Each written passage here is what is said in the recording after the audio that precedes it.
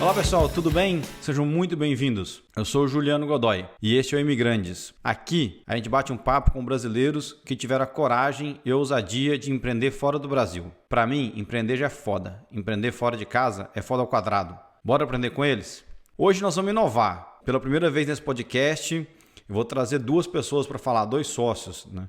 Tinha um terceiro, eles vão contar um pouco dessa história também, mas eu estou aqui então hoje com o Ademar Guedin e o Luciano Almada. Eu tive a honra e o privilégio de trabalhar com esses dois caras na minha época de Ambev, pô, baita oportunidade.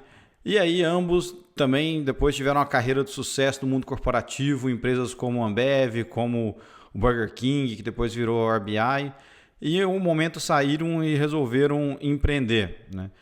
Hoje eles são sócios da Magna Partners, que é uma franquia que administra a Häagen-Dazs no Arizona e na Flórida. Então, vamos lá ouvir o que eles têm para contar para a gente. Pessoal, tudo bem? Sejam bem-vindos aí ao podcast. Muito legal estar aqui conversando contigo e conversando com esse pessoal que te segue aí.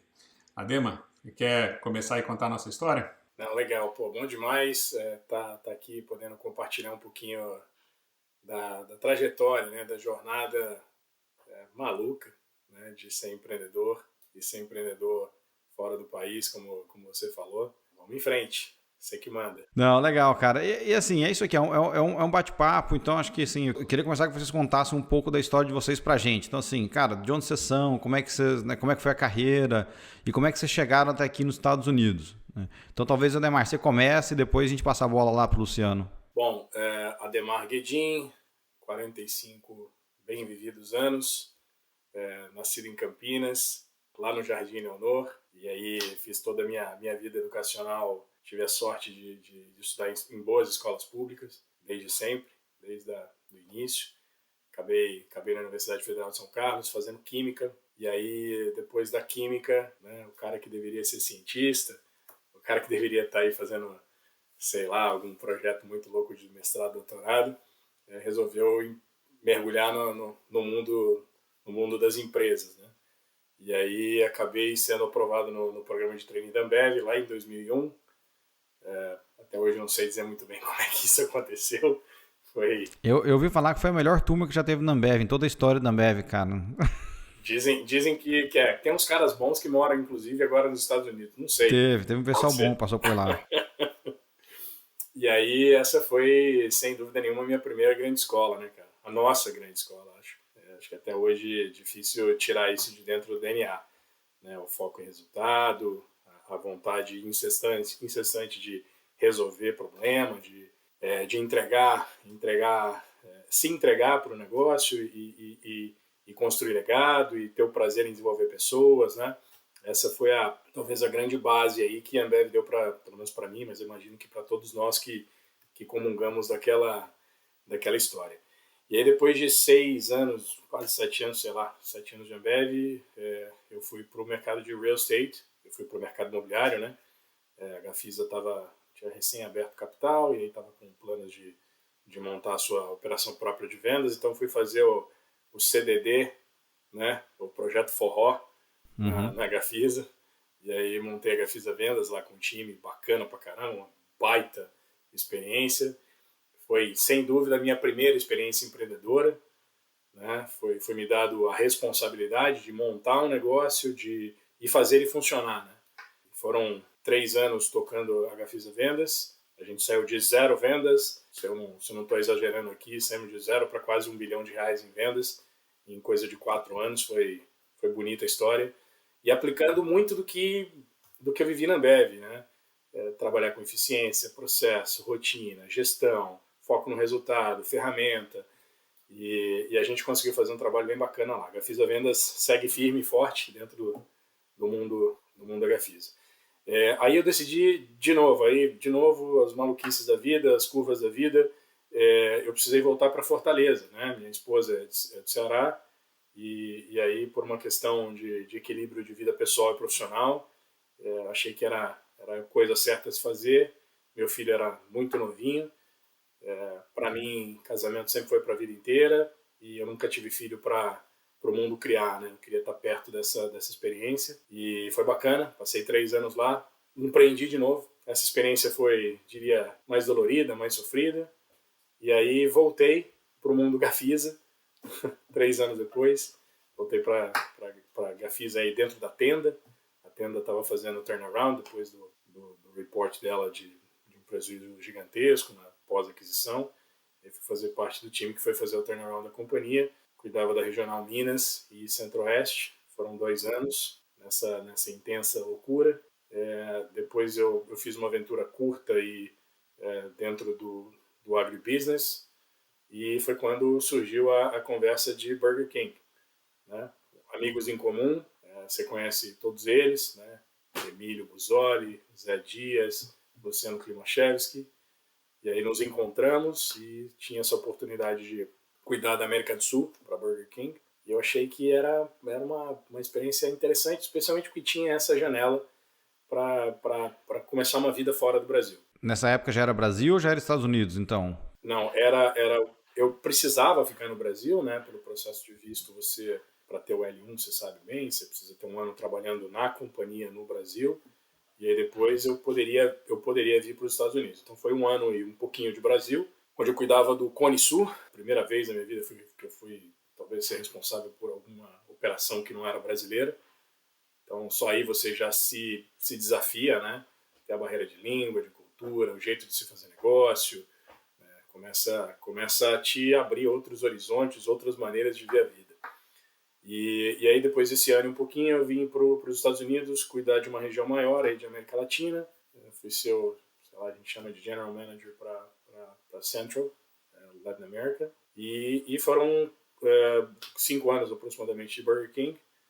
Na verdade, entre Burger King e Popeyes, né? Quando a gente fez a aquisição de Popeyes, eu fui cuidar de América Latina para Popeyes, fui levar a marca para o Brasil. Foi talvez o grande projeto de Popeyes naquele ano. 1 ano antes do lançamento do sanduíche. Foi uma experiência bacana demais, que foi buscar e trazer a marca de forma completa, com todos os pontos de vista, para um operador muito competente, que é quem opera a marca no Brasil, e fazer ela decolar. Só que no meio desse caminho surgiu essa marca, né, cara? Essa Häagen-Dazs bonitona e tal. E entre uma viagem e outra para América Latina, eu olhei ela olhou para mim, e aí começou a surgir uma ideia na cabeça.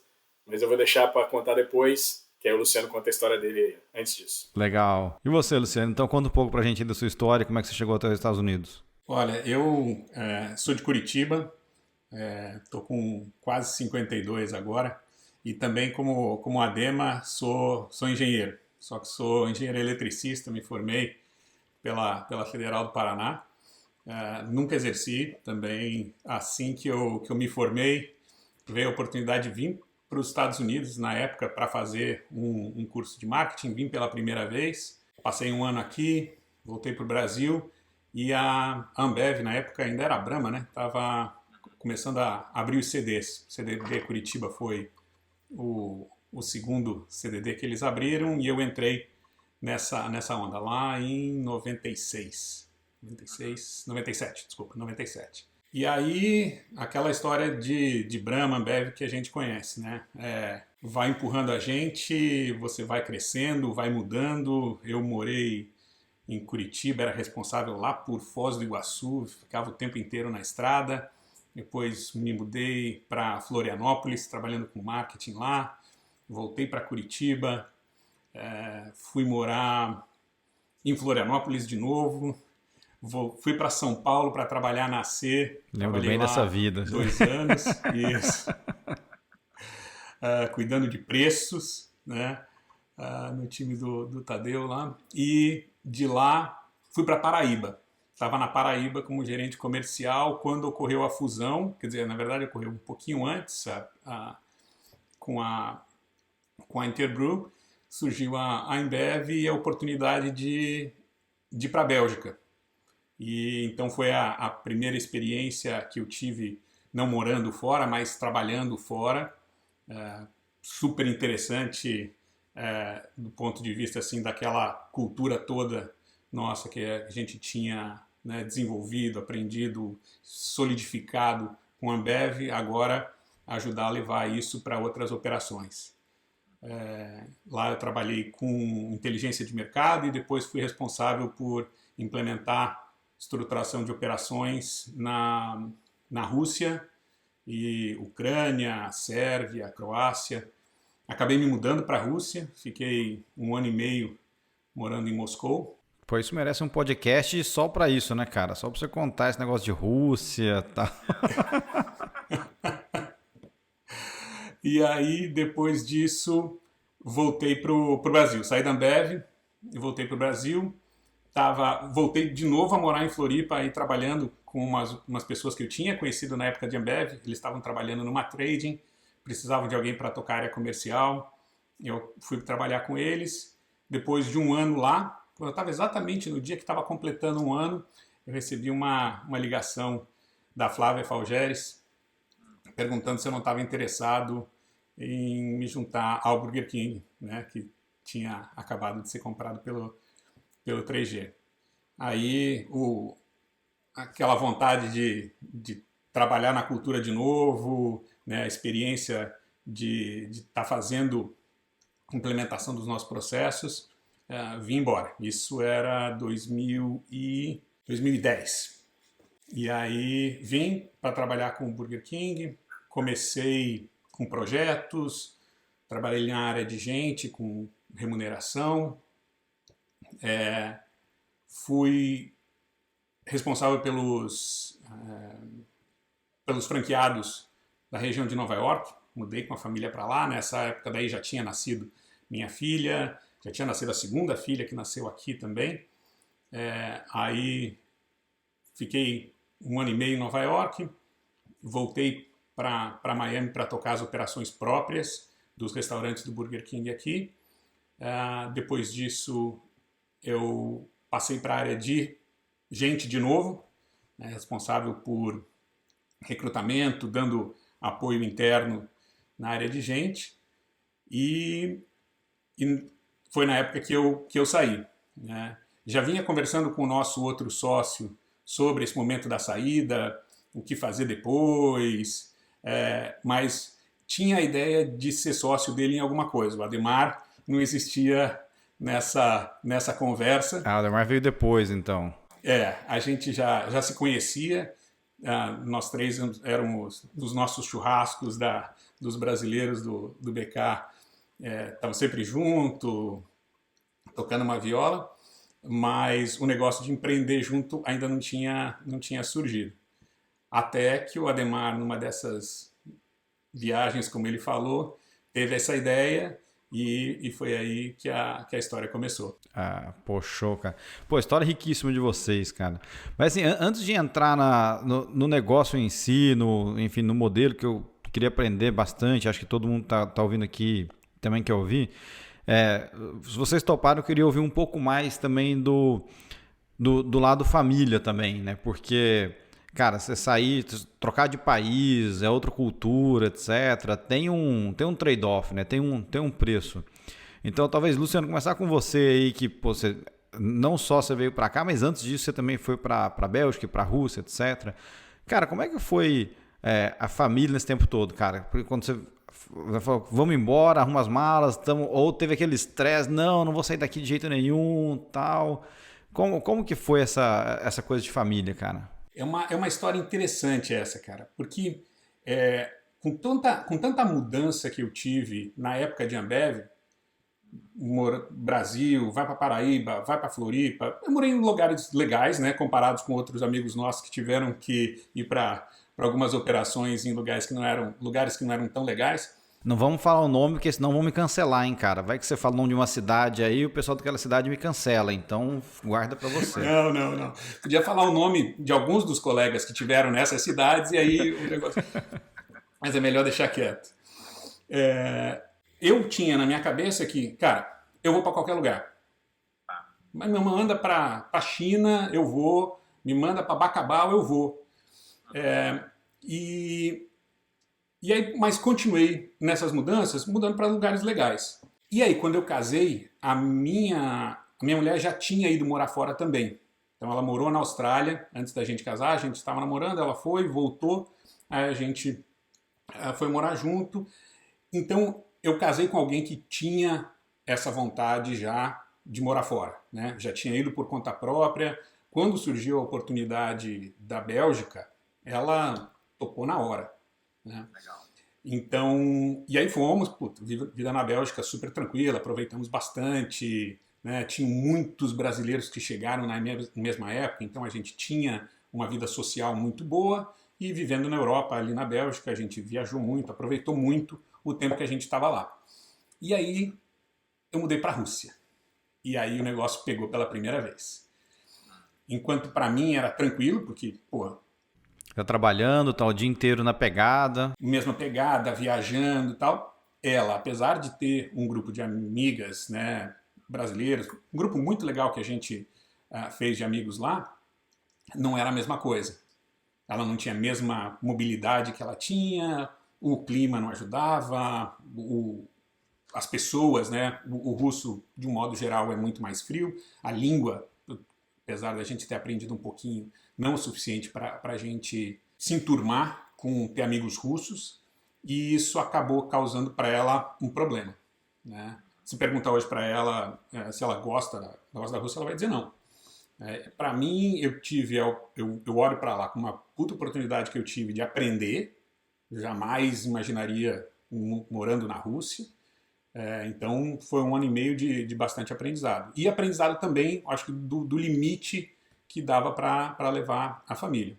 Então, quando eu saí da Ambev e a gente voltou para o Brasil, ainda ficou um pouco daquela vontade de morar fora. A gente foi para Floripa, já estava pensando em se estabelecer lá, comprar um imóvel e tudo mais, mas ela sempre falava, puxa, mas eu gostaria de morar fora. Esse negócio de juntar dinheiro para ir passear lá fora não é o que eu queria.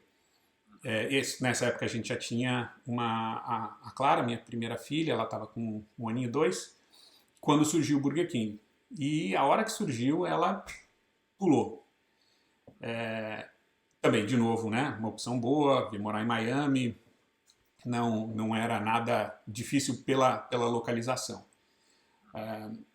Então, eu acho que do lado pessoal, eu fui treinado pela Ambev, sempre tive isso também comigo, antes de entrar na Ambev também já tinha vindo morar fora, e a minha esposa também, dessa vontade de morar, de arriscar, de gostar de estar descobrindo o seu negócio novo, né? Putz, onde é que eu gosto do restaurante que eu gosto de comer, o supermercado onde eu encontro as coisas que eu quero, fazer novas amizades no local para onde você muda. Então, tem esse espírito, né? Se não tiver isso, aí o negócio nem começa. Como a gente dizia, né? A única certeza que a gente tem é que a mudança é constante, né? Então, tinha que ter esse espírito de estar pronto para mudar, não só fisicamente o lugar, mas mudar, enfim, a carreira, o que estava fazendo, o mindset, né? Assim, tinha que ter essa abertura para mudança, para coisas novas, né? E eu, cara, muito do que eu pude fazer durante todo esse tempo foi porque ela me deu todo o apoio, né? Seja indo junto comigo e estando lá junto comigo, na época que a gente não tinha as crianças, mas depois tomando conta, né, da educação, da criação das meninas, enquanto eu não estava tão presente como eu posso estar agora. Então, eu aprendi com essas mudanças todas que tem um limite, né? E qual o limite que a gente descobriu junto, que é o nosso. Mas à medida que o tempo também vai passando, você vai jogando algumas âncoras maiores, né? Fica um pouquinho mais difícil de mudar. Mas ainda assim, de vez em quando a gente conversa, a gente pensa que não tem por que a gente, né, se pintasse uma oportunidade, alguma coisa, a gente continuaria mudando. Bacana. E Ademar, você, cara, queria te ouvir também, porque você contou no início que lá no começo da sua carreira, quando seu filho nasceu, você voltou para Fortaleza, que a sua esposa era de lá, tal. Então, e aí como é que foi então sair do Brasil assim? E ela falou, putz, vamos embora, sempre sonhei. E ela falou, o que é isso? Espera aí.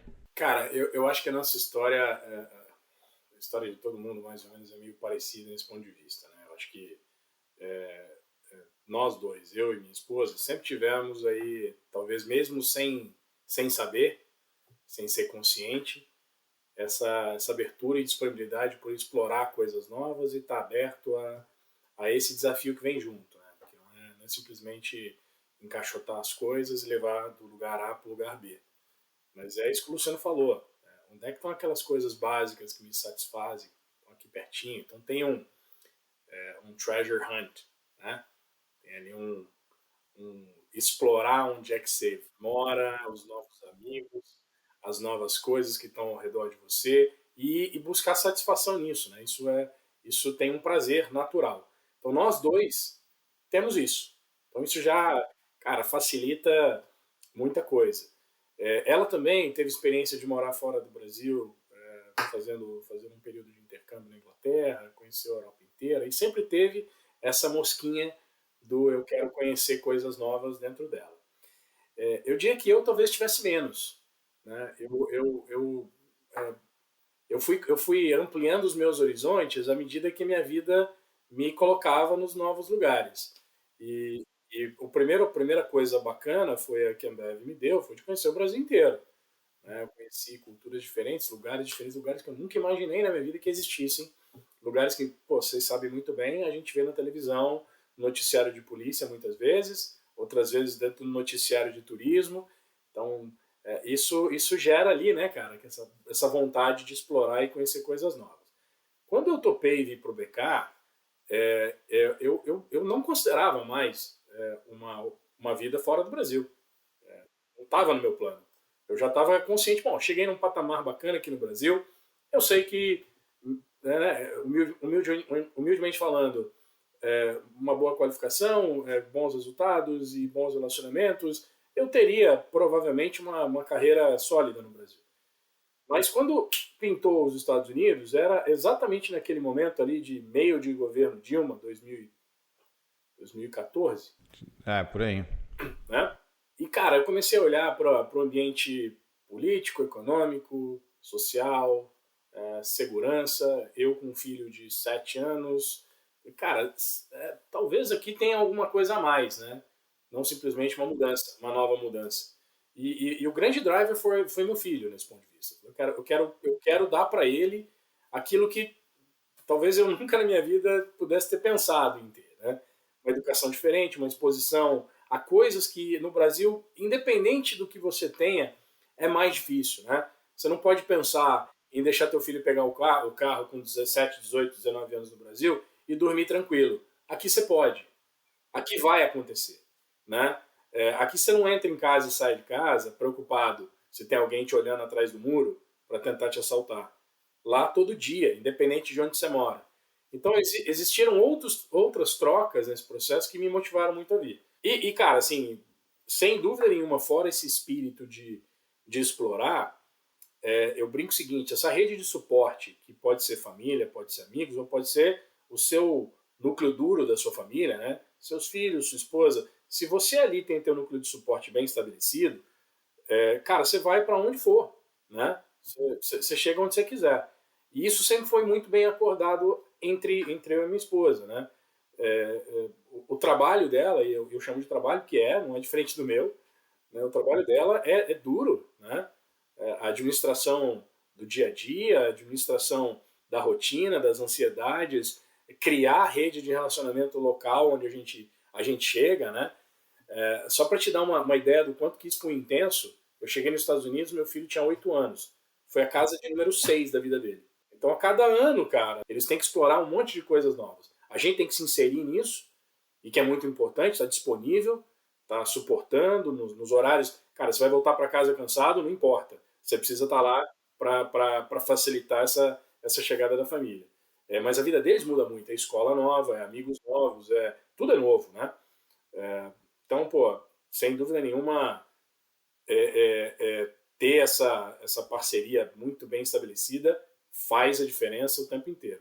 E eu conheço muita gente que essa parceria não está bem estabelecida, ou muitas vezes existe muito apego onde você nasceu, aquele ambiente que você está, e essa mudança, essa transição é mais difícil. Ou muitas vezes também, cara, assim, a decisão ela acaba sendo muito egoísta, né? Muito assim, o que vai ser bom para mim, para minha carreira, e aí pelo que eu tô ouvindo de vocês, e pra mim também é assim, cara, a família é a coisa mais importante que eu tenho, entendeu? Então, assim, carreira, trabalho, essas coisas, a gente se vira, acha outro, tal, né? E aí as decisões vão ficando mais difíceis, né? Porque você tem que pesar não só o que é bom pra você, mas a sua esposa, em algum momento da sua vida, seus filhos, que chegam a uma idade também. E, cara, eles têm as vontades deles também, eles são as mini pessoas, né? O mini ser humano que tá crescendo e, cara, eu quero ter minha voz aqui, quero ter minha opinião. Então, acho que equilibrar tudo isso, cara, realmente uma arte, né? Agora, cara, rapidamente, só tocando no ponto que você comentou sobre esse meu retorno, que eu passei 3 anos em Fortaleza. Esse é um exemplo de novo, de quanto que a coisa tem que estar em sintonia. Era o momento da minha esposa, não era o meu. Era o que eu precisava dar suporte. Era o que... Aquele momento você fala assim, espera um pouquinho, eu sei, carreira, tá tudo bem, eu tava mega bem na Gafisa. E eu achei que era o momento dela, de que ela precisava voltar para perto da origem dela, para ela se reequilibrar, para ela estar bem, e foi extremamente, extremamente importante fazer isso. Eu morreria de arrependimento se eu não tivesse feito, mas eu não perco 1 segundo de sono por ter feito, apesar de ter eventualmente deixado alguma coisa importante para mim de lado, mas eu sei que pro núcleo, né, para a família, para aquilo tudo que a gente sempre um dia quis criar, seria importante. Então, pô, tenho zero arrependimento. Você abriu mão do eu pelo nós, né, cara? É isso aí. 100%. 100%. Pô, cara, legal, bacana. Ô Amado, conta, cara, você que andou aí praticamente o mundo inteiro, então, cara, pô, tem alguma história de perrengue, assim, que já passou, né, seja na Europa ou na Rússia ou aqui nos Estados Unidos, tal, que falou, cara, que situação, porra, complicada, assim, conta aí pra gente. Cara, situação complicada. Eu tive algumas situações assim, acho que engraçadas. Eu lembro dessa vez visitando o revendedor em Pau dos Ferros, Rio Grande do Norte, fronteira com o Piauí. Tinha lá um problema de invasão também, era outra diretoria. Tô lá, pô, chego no hotel que eu tinha lá, era um quartão com 4 camas, um banheiro que não tinha porta. Eu entro no banheiro, só tinha o negocinho para girar para sair água, não tinha nem cano saindo da parede. Era isso, e água, o bom é que não precisava que fosse água quente, mas não tinha nem aquela aguinha morna, a água que saía do cano. Então, e, cara, são dessas coisas que você... É o que tem, né? Tem que enfrentar. Cheguei a dormir em rede também, consegui fazer reserva de hotel. Cheguei numa cidade também lá no Rio Grande do Norte, em Currais Novos, e acabei dormindo na rede na casa do GVM, porque não tinha hotel, ele tinha 2 redes na casa dele. Eu acabei dormindo numa rede na casa do gerente da área lá. Pô, essa minha vida na Paraíba foi curta, mas cheia de história. Um revendedor nosso lá tinha fama de que ele andava armado e tal. E um dia eu estava visitando o revendedor da Antártica, que era o revendedor preferido, e o revendedor da Brahma, esse que tinha essa fama de malvado, me ligou e falou, Luciano, quero conversar contigo, preciso conversar com você. Quando você está saindo, você pode parar ali na estrada para a gente conversar? Na hora que eu comentei isso com o pessoal da revenda, o pessoal do comercial falou, Luciano, não faz isso. Começou a suar. Você vai desaparecer, rapaz. E ele é um revendedor que a gente estava querendo tirar do sistema na época e tudo mais, né? Mas eu acabei marcando de encontrar o revendedor, claro, não aconteceu nada, ele só queria conversar comigo sobre a situação da revenda dele e tudo mais, mas eu vou falar a verdade que eu fiquei um pouco desconfortável, mas, cara, fazia parte do nosso negócio, né? Ter lá, conversar com o revendedor, e se ele tinha aquela hora lá para conversar, foi a hora na qual eu fui encontrar ele. Ou seja, Paraíba é quase outro mundo, né? Quase outro país, então, também, né? Pelo que você contou.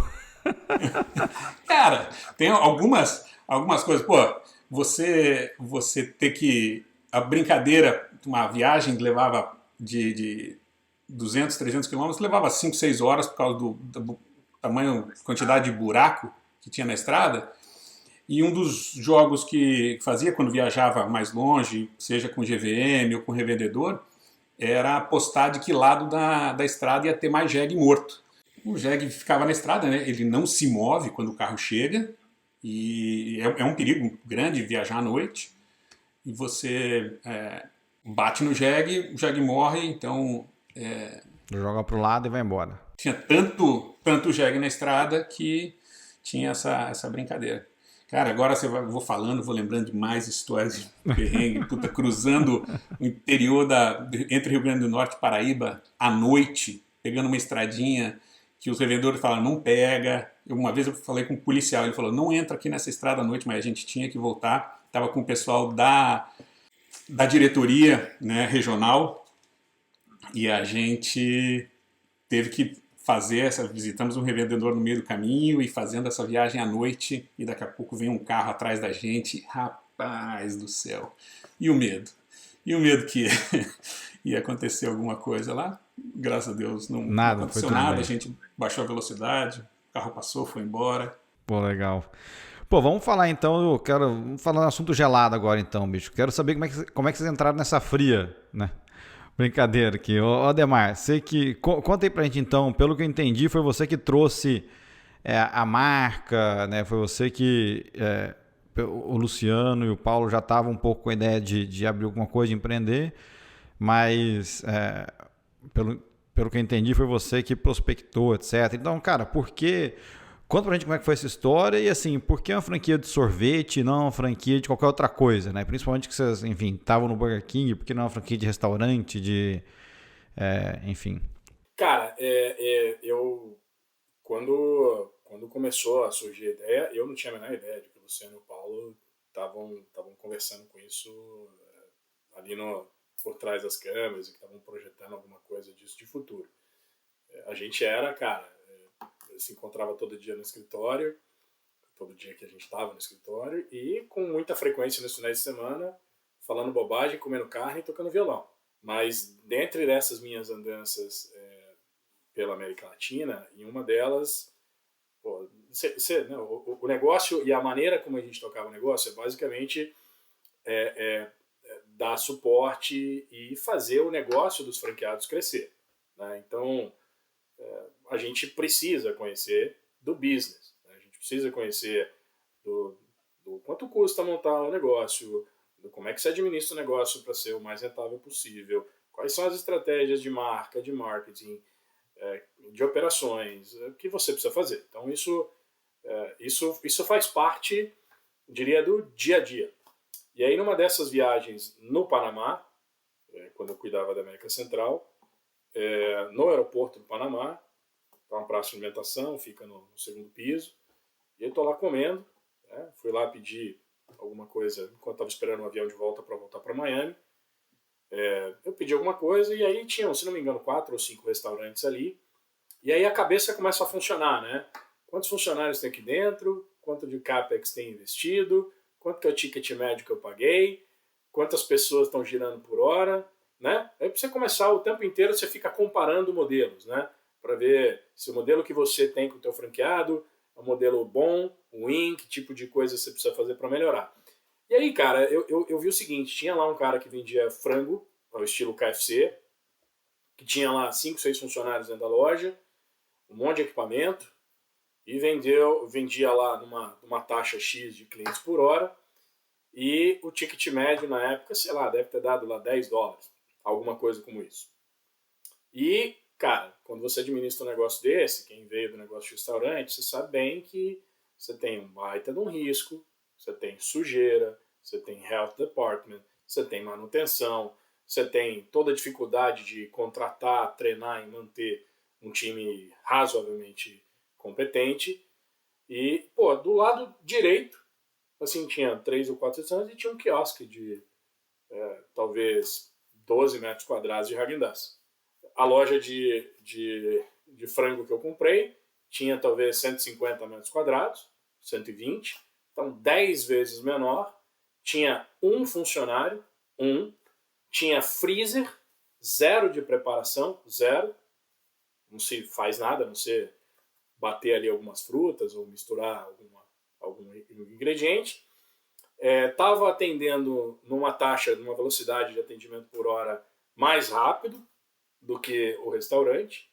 Não tem desperdício, 0 desperdício. O investimento brutalmente mais baixo. E, cara, o ticket médio era igual. Eu falei, opa, quem sabe tem alguma coisa aqui, né? E a qualidade do produto, cara, se você é inquestionável, né? É indiscutível. Todo mundo sabe o quanto que Häagen-Dazs entrega um produto superior em comparação a todo mundo. Talvez para você encontrar alguma coisa igual ou melhor a Häagen-Dazs, você vai ter que buscar alguma coisa artesanal, que aí você vai pagar o premium, né? E você não vai ter a conveniência, que você não vai achar aqui em lugar nenhum. Beleza, voltei com isso na minha cabeça e a primeira coisa que eu fiz foi, deixa eu dar uma olhada. Na minha cabeça era a penetração de Häagen-Dazs, loja de Häagen-Dazs nos Estados Unidos, deve ter umas 2.000 lojas. Fácil. Porque, Popeyes, que é uma marca pequena, tinha 2.000, tem 16.000 Starbucks, deve ter 2.000 fácil. E aí eu fui olhar. Descobri que não tinha nem 200. E onde você achou essa informação? Google? Como é que... Foi Google. Foi fuçando, olha no website da empresa, endereços e tal. E aí eu comecei a explorar um pouquinho mais a marca. E aí eu descobri outra coisa que para mim foi bem importante. Que de alguma maneira é mais ou menos o princípio que o 3G usou para comprar o Burger King. A marca é muito maior do que a sua penetração. O awareness, a preferência, o trial, está muito além do quanto você consegue encontrar a marca disponível. A marca está disponível dentro do grocery, dentro do supermercado, num espaço muito pequenininho, nunca ou quase nunca promocionado e com limitação de sabores. A marca como um todo, ela não está no país, mas as pessoas ainda assim sabem que existe a marca, reconhecem o valor dela e pagam pela percepção desse valor. Então, juntando essas duas coisas, eu fui começar a olhar o contrato de franquia deles, entrei em contato com a marca. Nesse momento, a minha cabeça era muito simples, né? De novo, o cara lá de Campinas, Jardim Leonor, escola pública, né, que está conseguindo dar os passos na vida. Cara, vou fazer um planinho de aposentadoria aqui para mim, vou abrir umas 2 lojas, em paralelo com a minha vida aqui na RBI, e, cara, vou construir uma previdência privada, né? Nesse ponto de vista. E entrei em contato com a marca a gente falou, eu fui aprovado, e eu me lembro que na época eu fui na marca e falei, olha, eu conheço do business de franquia e tal, e meu plano, veja só, não é abrir uma loja só não, eu quero abrir umas 2 ou 3. Como se Tava agressivo. Aquilo fosse, caraca, né? Incrível, né? E eu senti que eles me levaram muito a sério no princípio, né? Não me deram muita atenção. Beleza, e aí ficou essa história na minha cabeça, e eu fiquei com essa história há quase um ano na cabeça, um pouco mais de 6 meses. Foi quando o Paulo saiu da RBI, e aí depois de, cara, uns 6 meses ou mais, que ele já tinha saído da RBI, né? A gente já tinha se encontrado outras 10 vezes por diversas razões, eu falei, cara, deixa eu testar a água aqui, deixa eu ver se ele tá afim de montar alguma coisa, onde é que tá a cabeça dele. E aí a gente marcou um almoço. Fomos almoçar, falando de 1000 coisas e explorando um pouco o que ele estava pensando. E, cara, terminou o almoço honestamente, sem nenhum desenho de nada. E eu nem apresentei a ideia para ele. A gente tá saindo do restaurante, cara, ele fala para mim, cara, alguém me falou de um café tal, que é legal, e que poderia ser legal para montar uma franquia. Eu falei, peraí, cara, você tá pensando em montar a franquia? Você tá pensando em fazer alguma coisa? Não, peraí, eu tenho um troço aqui que... esse aqui eu preciso te contar.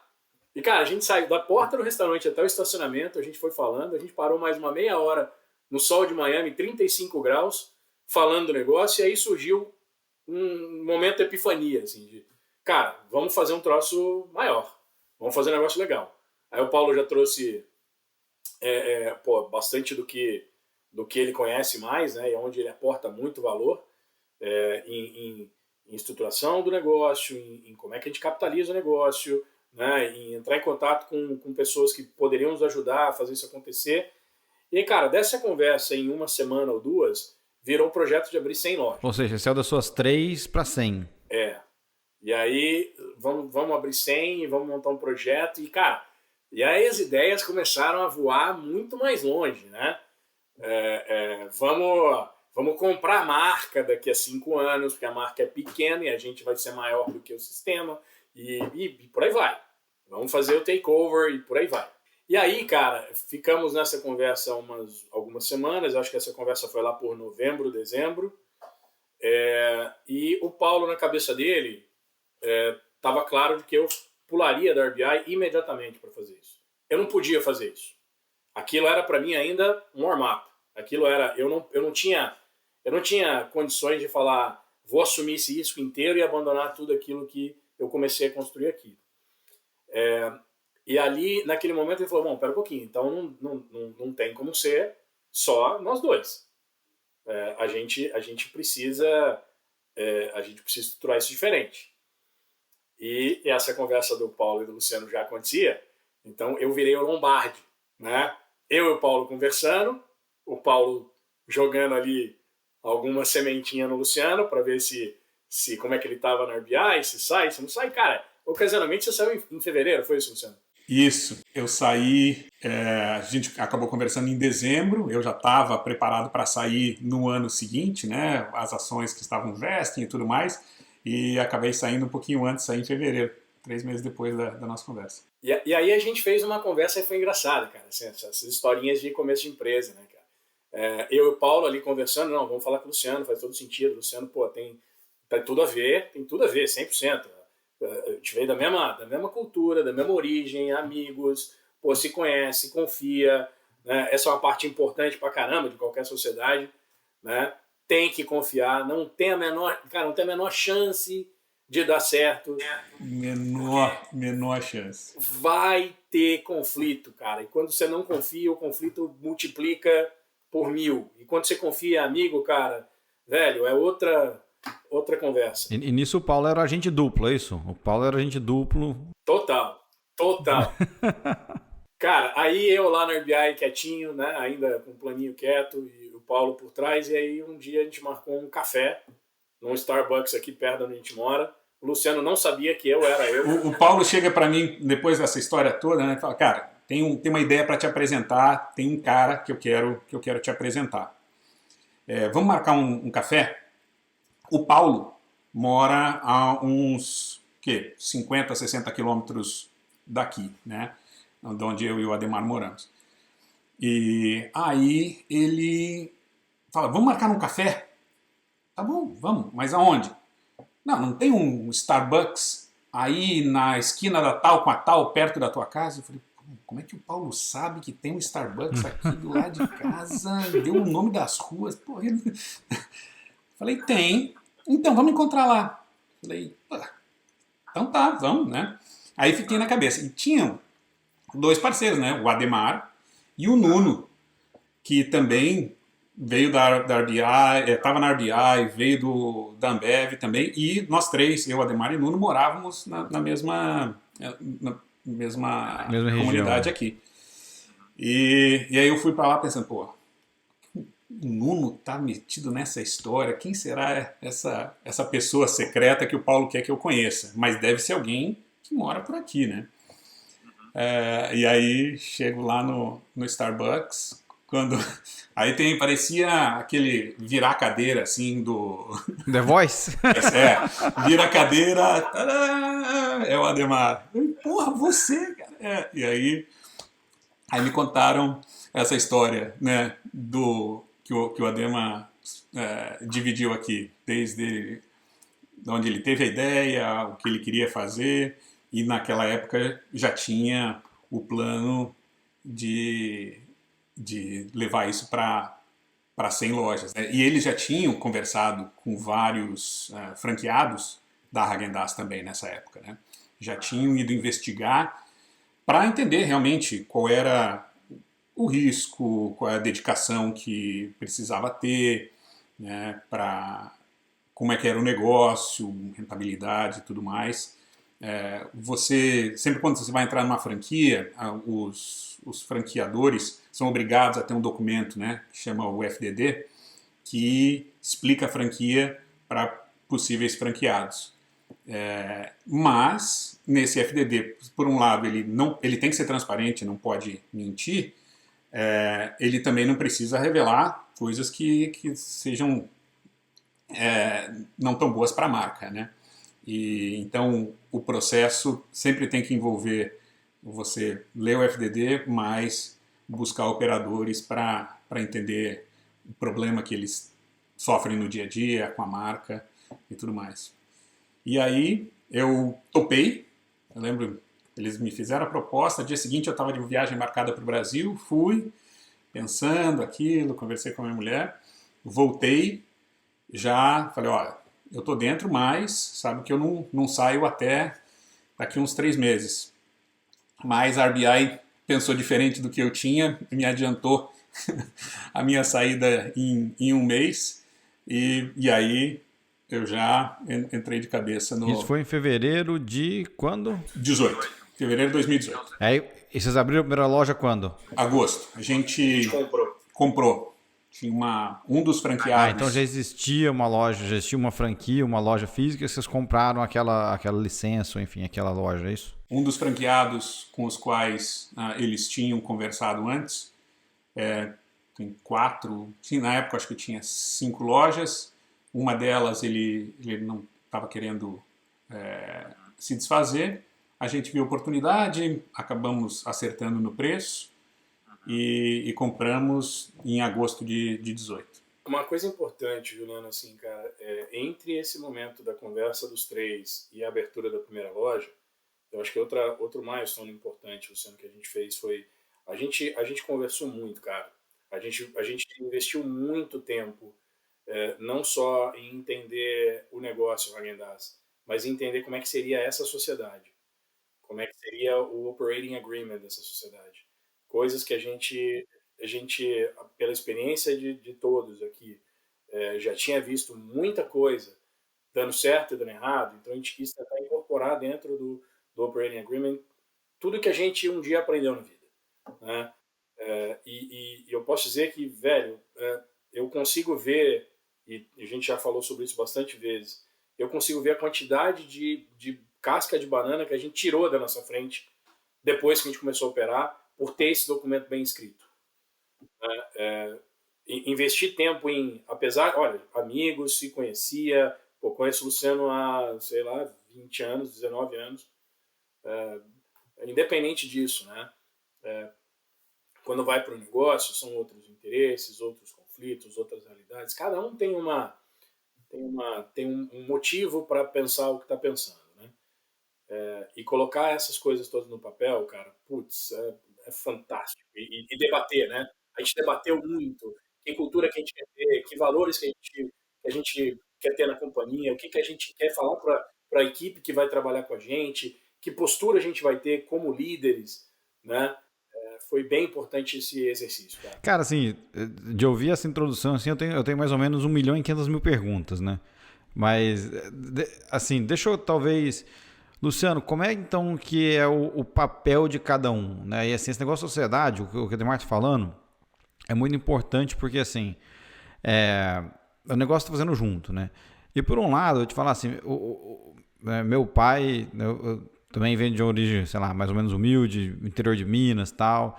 Meu pai sempre tocou o negócio sozinho. Ele fala assim, cara, eu não tenho sócio, quem tem sócio tem patrão, né? Então era uma das coisas que ele tinha. Mas depois também entrei numa empresa com vocês, que onde tinha esse negócio de sociedade muito forte. Cara, não, você tem o ownership, né? E aí você trata esse negócio como dono, etc. Como é que vocês, assim, então, hoje, né, que o negócio está andando, etc., não está todo mundo 100%, cada um tem um nível de dedicação diferente, etc. Qual que é o papel de cada um na sociedade, né? E como é que vocês resolvem, então, tomar de decisão, resolução de conflito? Acho que parte da nossa conversa inicial que o Ademar mencionou, teve essa conversa, né? A gente Os três têm o mesmo background em termos, né? O Paulo também, apesar de não ter trabalhado na Ambev, ele tinha trabalhado na ALL, né? Então, e também com o Burger King, então tinha um dos mesmos conceitos da 3G, mas a gente definiu que no começo, enquanto o Ademar não estava junto com a gente, o Paulo ia ser o cabeça.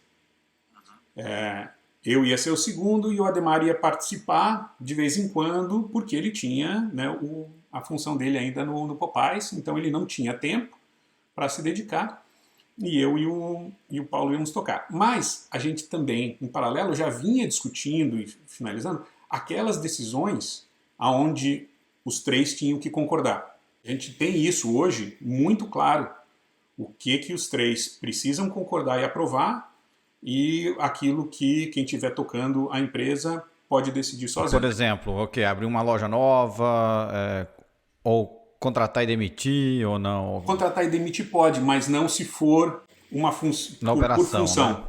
Né? Então a gente definiu quais tipos de funções a pessoa que está operando pode fazer.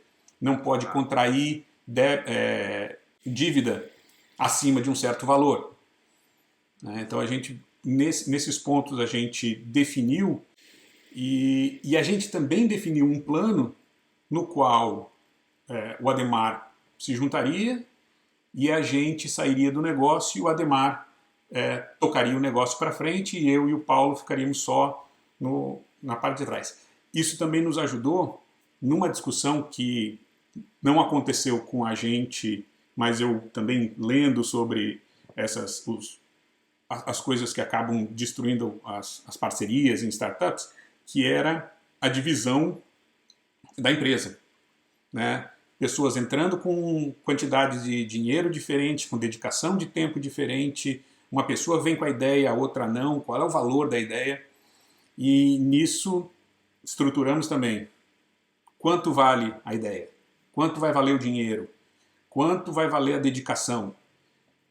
Cada ano que a gente tem, a gente vai ter um ano com abertura de várias lojas, um ano a estruturação da empresa, quanto vale cada uma dessas coisas, a gente estruturou para poder evitar lá na frente a discussão, mas eu que dei a ideia, então eu tenho que ganhar mais da empresa. Mas eu que trabalhei. Então, nesse ponto, essa conversa que a gente teve... Foi toda antes, vocês anteciparam algumas discussões, alguns problemas.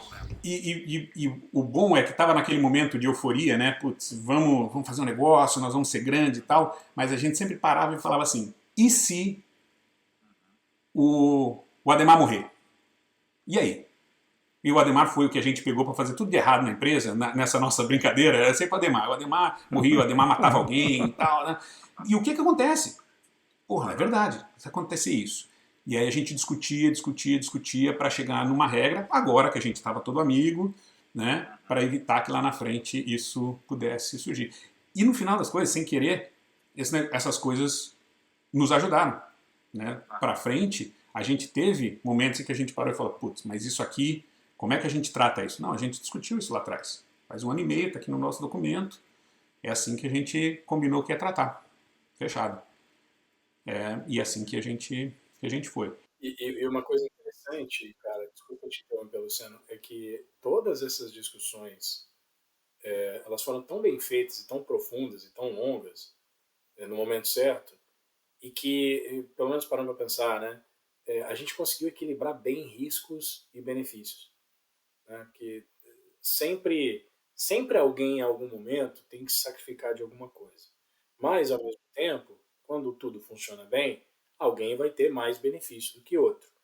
Eu acho que a gente conseguiu, óbvio que deve ter coisa que a gente não conseguiu cobrir, mas a gente conseguiu equilibrar isso bem, cara. Então, recomendação, se eu pudesse dar para alguém, cara, debate bem a empresa que você quer ter. Debate bem que tipo de sociedade que você quer ter. Antes de você pular. Se quiser pular no meio do caminho, pula, mas dá o passo certo. Não queira dar o tiro grande antes de estar com isso bem sedimentado. Mas os papéis eram meio assim, você era meio que o CEO, ou sei lá, CEO, operador, o Paulo era o cara financeiro, o Luciano era no seu comercial, ou sei lá, o mentor, o board, como é que vocês estruturaram, assim, pelo menos esse começo, não sei se mudou depois ou não. Foi o Paulo cuidava da área financeira, eu cuidava da área operacional e o Adema estava de fora. E aí a gente começou, o Adema se juntou ao negócio quando a gente a gente começou a dar o passo grande, né? A gente estava com uma loja em agosto, em dezembro nós compramos mais 2 lojas, todas ainda aqui na Flórida. Começaram a surgir oportunidades de abrir loja, né? Mais 3 lojas aqui na Flórida, oportunidades que a gente vinha buscando. Qual que é o prazo para abrir uma loja do zero, só de curiosidade? 9 meses. 9 meses. 9 meses é o que a gente estava conseguindo fazer. Teve loja que acabou demorando muito mais, tiveram lojas que a gente abriu mais rápido. E aí surgiu a oportunidade, como a Häagen-Dazs viu que a gente estava com bala na agulha, estava montando uma estrutura, porque não era mais, nesse momento, já não era mais eu, Ademar e o Paulo. Nós já tínhamos trazido mais um colega da RBI para ser o responsável pela operação, mais uma outra colega que tinha trabalhado também com a gente lá para dar o suporte do lado financeiro. Tinham montado uma equipe que, quando você olha uma equipe desse tamanho para um negócio de 3 lojas, era óbvio que era muito grande para aquilo que a gente tinha, mas a gente sabia que a gente estava montando um negócio para 100 lojas. E foi aí que a gente sentou com a Häagen-Dazs para fechar um plano de desenvolvimento para a gente chegar onde a gente, pelo menos naquele momento, estava confortável de tratar com eles em termos de abertura de novas lojas. E foi acho que metade de 2019, né, Adema, que a gente acabou fechando um contrato para abrir 50 lojas pelos próximos 7 anos, com exclusividade para o Arizona, para o Texas, uma preferência para a Flórida. Se alguém quisesse vender loja ou se a Häagen-Dazs recebesse alguma oferta de algum lugar novo que estava abrindo, eles trariam isso para a gente antes de levar para um outro franqueado. Porque já tem um master franqueado na Flórida, é isso? Não, a gente só teria preferência. A Häagen-Dazs não tem master franqueado, a gente teria exclusividade para o Arizona e para o Texas, e a gente fechou esse contrato com eles, e já no primeiro ano a gente entregou as 7 lojas que a gente tinha planejado, abrindo mais uma aqui na Flórida, e um negócio aí que o Adema tirou da cartola, que foi abrir 5 lojas ao mesmo tempo no Arizona, né, com 5 horas de distância de voo, daqui de onde estavam todos baseados, em tempo recorde, com lojas de tudo que é tipo, né? 2 quiosques, loja na rua, loja em shopping aberto, acho que de todos os modelos possíveis, a gente acabou abrindo todas essas lojas em dezembro de 2019. Foi o quê? 15 dias, 20 dias? 15 dias de diferença da primeira para a última vez. Não sei se eu falei de novo. Ademo, eu quero voltar no início um pouquinho, cara, porque assim, eu acho que, como você falou assim, eu tenho um plano, cara, vou começar com 3 lojas, vai ser a minha previdência privada, vou me aposentar. Se eu tiver que, sei lá, dar um chute, eu acho que muitas pessoas, talvez, isso passe pela cabeça, né? Como um plano de vida de, olha, construir minha carreira, em algum momento X, eu quero ter isso aqui como, né, um side hustle, né, como um business para, sei lá, ou gerar receita extra, ou não sei o que. Sem ter esse plano que vocês tinham agressivo de 100 lojas, estruturado, etc. E aí, assim, então, nesse contexto, cara, pergunto para você, acho que é o seguinte, primeiro como é que entra, como é que é entrar, entendeu? Porque assim, pô, você mandou um e-mail lá para a Häagen-Dazs respondeu, mas É isso mesmo, um cara que abriu uma outra franquia de, sei lá, qualquer outra coisa, o cara que abriu uma Starbucks, que abriu não sei o quê. Ou não, ou tem que ter um contato, tem que ter alguém lá dentro da franquia, alguém lá dentro da empresa que vai te ajudar a abrir esses caminhos, tal.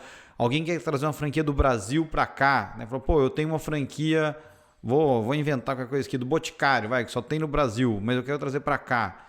Cara, tem um caminho, tem um melhor caminho ou não? É batendo na porta mesmo? Como é que sugestão que você tem para esse pessoal? Cada caminho é um caminho, tá? Não tem uma receita aí, não. Eu diria o seguinte, para marcas em que... E aí eu não sei se eu vou facilitar a resposta, mas existem marcas que preferem ter operadores de poucas lojas. Para essas marcas, é exatamente isso que eu fiz. Vai lá, entra no website, faz o seu formulário, liga para a pessoa que vai falar com você, ela vai ser provavelmente uma pessoa de development, que vai te levar para outra, ele vai investigar um pouco a tua vida financeira, a tua história, e é isso. Agora, isso é para você acessar, isso não significa que você está tomando uma boa decisão. Se você não conhece do business e só tem o dinheiro, a chance de dar errado é de 100%. Né? Na verdade, a chance de dar certo é sorte. Esse é o meu ponto de vista. Se você não sabe o que você está fazendo, você pode se dar mal. Existem outros operadores, outras marcas, que vão preferir não pessoas, mas empresas, grupos, capitalizados, fundos, que vão oferecer para a marca um voo mais longo, né? Que vai oferecer, em vez de 2 ou 3 ou 5 lojas, vai te oferecer um plano de 50, 100, 200, 1000. Né? Se você quer trazer uma marca para o Brasil, aí é um outro capítulo. Né? A estruturação de uma marca, seja ela brasileira nos Estados Unidos ou americana no Brasil, é um processo diferente, mais complexo, onde envolve desde do posicionamento da sua marca, se o que você tem de valor no teu país de origem é o que vai ser percebido como valor aqui, qual é o espaço de mercado que você tem, né? Como é que está o ambiente de negócio, como é que é o labor para isso, equipamento, legislação. Então, aí é um projetinho um pouco mais ousado. Né? Você usou o exemplo de uma marca aí que eu sei que tem vontade de vir para cá. E é grande o suficiente para poder fazer isso a qualquer hora. Mas está pensando. Está pensando há algum tempo. Então, não tem receita. Eu acho que a receita é se preparar bem. Né? Seja qualquer caminho que você vai tomar, se prepara bem. Não eu acho que tem gente que provavelmente vai querer fazer isso com pouca preparação e pode dar certo. Mas a gente aprendeu aqui depois da pandemia de que na construção de cenários a gente construía sempre, né? Esse é meio que talvez um praxe. Você constrói seu cenário otimista, realista ou pessimista. A gente tem mais um que a gente bota no business plan agora, que é a invasão extraterrestre. Que depois da pandemia, cara, o cenário pessimista comparado à pandemia é um cenário otimista. Ele era muito otimista. Tem um negócio você estava falando da pessoa buscar aqui, quando está pensando em montar um negócio aqui, né? Eu acho que o negócio de franquias dá para a pessoa que não tem muito conhecimento do cenário, do mercado, né? Tem aquela ideia, vou abrir um negócio nos Estados Unidos, onde o negócio é um pouquinho mais estruturado. As franquias, de um modo geral, entregam isso. Né? A dificuldade fica em você achar aquela franquia, né, na qual você entende do negócio o suficiente, né, para poder navegar os cenários pessimistas, que é aquela hora em que você vai precisar, né, mais de você e menos do que a franquia entrega. E também o quanto a franquia cobra e entrega. O quanto você depende da franquia para o sucesso do teu negócio, do franqueador, da execução diária do franqueador. A gente, no nosso histórico, vê na RDI, se o franqueador erra no marketing, destruiu a marca, destruiu as vendas das lojas. As promoções os lançamentos de novos produtos são chave para o negócio de hambúrguer nos Estados Unidos funcionar.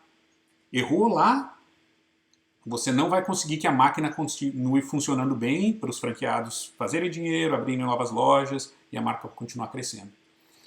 No negócio de sorvete, o mercado trabalha de uma forma diferente. Você tem muito menos lançamentos, você depende muito mais da marca, né? A estruturação da marca e aí, claro, acho que é a marca e ponto, né?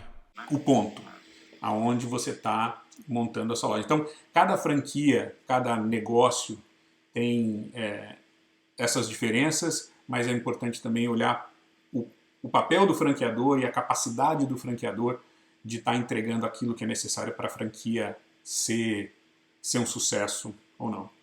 E eu tinha, só mudando de assunto, voltando só lá para um comentário que você fez antes com relação ao que o teu pai falou, de quem tem sócio tem patrão. E eu acho que é um pouco disso, sabe? De que tem sócio tem um patrão, você tem alguém para quem você tem que responder. Prestar conta. E isso é bom. Isso é bom se você tem um bom relacionamento com o teu sócio. Porque é aquela pessoa para a qual achar que você vai ter a resposta para tudo na tua vida é muita arrogância. Né? Para cada movimento, seja o financeiro, seja jurídico, seja de RH, você vai ter todas as respostas? Não vai. Então, você ter um patrão com o qual você precisa dividir, né, a decisão, mas é alguém que você confia, que vai chegar lá e, olha, o problema é que eu tô essa aqui é a minha sugestão. E a pessoa fala, não, discordo completamente. Por causa disso, e aí você, porque confia, tudo aquilo que a gente já falou, chega numa conclusão da melhor forma de atuar. A gente viu isso, a pandemia nos forçou a fazer isso 200 vezes por dia, né, nos momentos mais críticos. E o fato de a gente ter sócio e a gente se entender fez com que a gente conseguisse sobreviver. Não, é isso aí. Eu concordo com você, cara, porque assim, hoje o mundo ele é tão complexo, né, e está evoluindo tão rápido. E eu acredito que assim o conhecimento está espalhado pela sociedade. Né? Então, assim, dada essa complexidade do mundo, ninguém consegue, cara, saber de tudo o tempo todo, né? Porque está evoluindo muito rápido, Então, você ter ao seu lado pessoas que não só te complementam, né? Mas também te desafiam o modo que você está pensando, desafiam a tua visão, acho que só te ajuda, né? Só te faz crescer e só te faz ser mais completo, né? Pro bem, nesse caso de vocês, do negócio. Mas, cara, vocês estão falando bastante da pandemia, e aí no podcast eu criei um quadro que é o Momento Covid, né? Porque, bem ou mal, assim, todo mundo tá com o saco cheio de falar disso, mas, cara, impactou o negócio de todo mundo. Acho que não tem ninguém que não foi impactado para cima ou para baixo, né? Depende de onde você tá no espectro aí. E aí eu queria saber, assim, de vocês, porque obviamente, cara, o setor de alimentação ele sofreu bastante. Teve um momento de lockdown, ninguém sai de casa, etc. E vocês abriram um monte de loja, pelo que eu peguei ali, né, no meio do olho do furacão. Então, assim, cara, como é que vocês, acho que reagiram como é que vocês mantiveram o negócio vivo? Acho que começa por aí, né? Cara, como é que vocês continuaram tocando o barco com essa mudança de cenário, né, com os ETs invadindo, né? E 2, o que vocês aprenderam com isso, né, para frente? Então, teve como mudar? Não dava para ir para o negócio de vocês, não dá para ir para um e-commerce, não dá para ir para um delivery, né? Porque você não vai, né, entregar o sorvete no Nordeste, porque vai chegar tudo derretido, né? Mas como é que vocês fizeram, cara? Conta aí.